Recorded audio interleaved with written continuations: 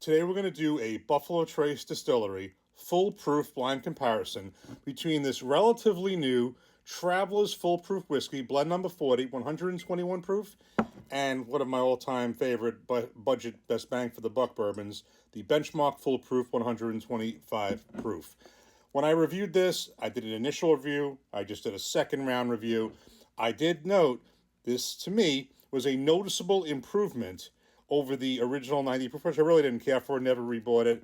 I don't think I'm going to rebuy this either, but it is a noticeable difference at the higher proof. It is a big jump from 90 proof to 121 proof. Got this for $32. I think it can sell for as high as $39. I got it for $32, which I think is a good price. Really was the same price as the 90 proof, not even a jump in price. And of course, in New Jersey, the Benchmark Foolproof sells for about $23. I always talk about this one as one of the best bangs for your buck in budget bourbons, and still believe that. I will tell you going into this, I feel the Benchmark will actually win this one. I have blinded this Benchmark Foolproof against a lot more expensive bottles than this, and it is hung in there every time. In one case, I think it was against the Bullet Barrel Proof. It actually won, which is twice the price of this. It didn't beat Stag, but I did do a blind with Stag. The Stag obviously won. Point is, this hung in against much bigger price bottles than this. I think it won one blind. I expect this to be the second blind that wins, but the only way to tell is to do a blind. Let's pour them up, mix them up, and get started. Okay, so I have these poured up, mixed up, have no idea which is which. Going to look straight ahead at the camera. Just a couple of things to note.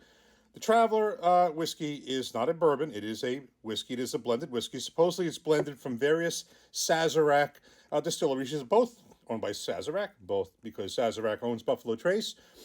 They both say, this is blended at Buffalo Trace, this is distilled at Buffalo Trace, but they're the Sazerac Buffalo Trace products.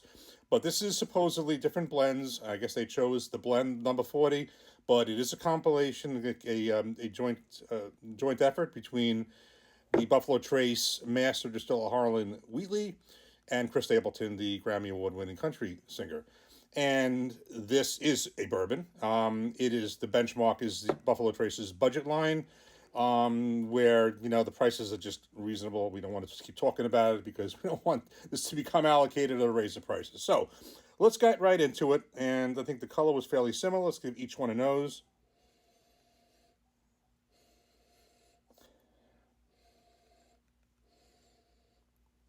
Trying to make some comparisons, but let's get into the taste. Cheers.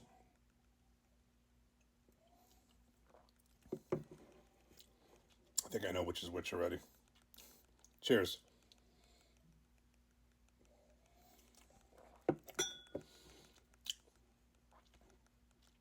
All right, let me do this one more time.